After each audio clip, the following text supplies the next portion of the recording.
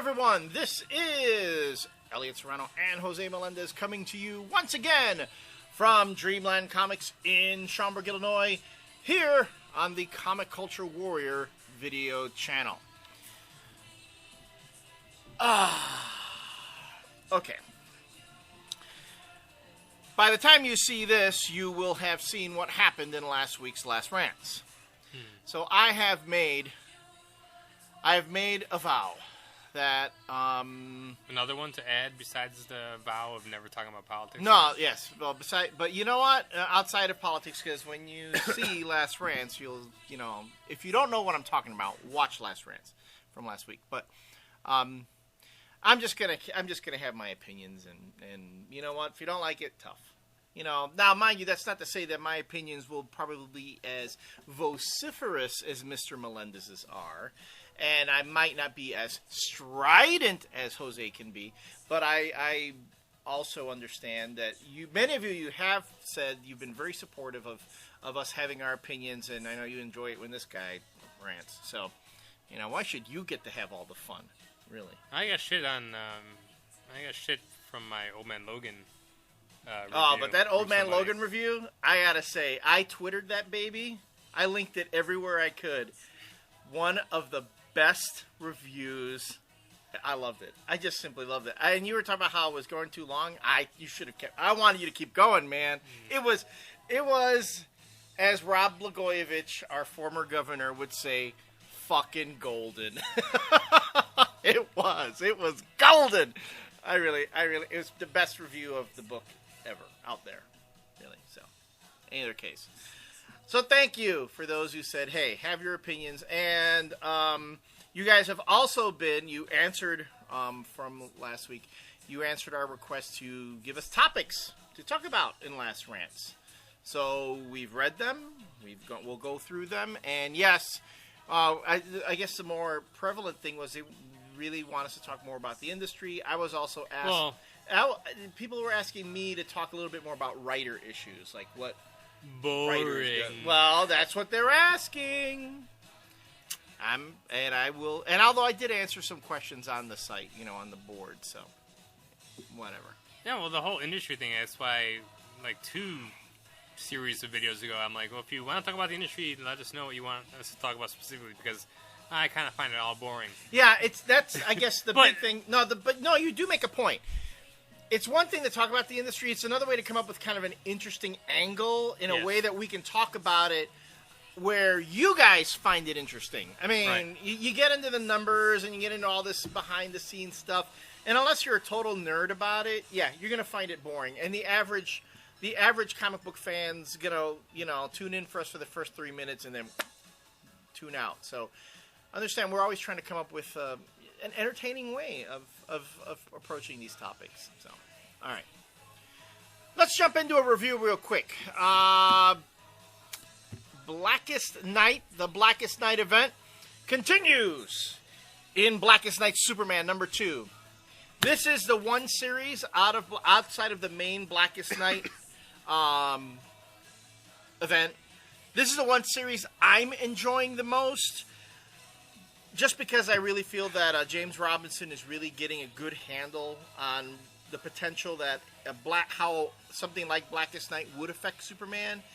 In issue number 1, we saw Earth 2 Superman resurrected, along with Earth 2 Lois Lane. That was the big cliffhanger from the last issue.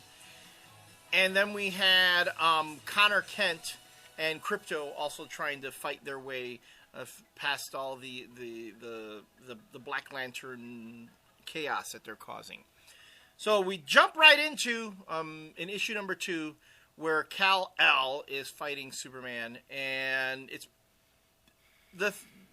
he's doing what the Black Lanterns have been doing, kind of just like hitting you where you live, saying the cruelest, most vile things that they can say to hurt you as they're trying to beat you, and they're tugging on his cape. Really pissing him off. You don't tug on Superman's cape. Well, that's what they were doing. And spitting in the wind. Yeah. Spitting in the wind. That's right. I enjoyed this issue. Probably not as much as the first issue because... Well, the first issue was kind of one of those things that you didn't know what to expect. And I was actually surprised at how good it was. And it was really creepy. The first issue was really, really creepy. And the device that they use where the Black Lanterns can see the emotions that you're feeling was done really well. This one is kind of like that second act and just things are happening. Mm-hmm. And it sets up part 3. Now, I'm enjoying this one. I'm really enjoying this one. But they did add something into the mix, though. Yes. Well, and see, to me, this kind of came out of left field, although I can see why it works. It kind of works.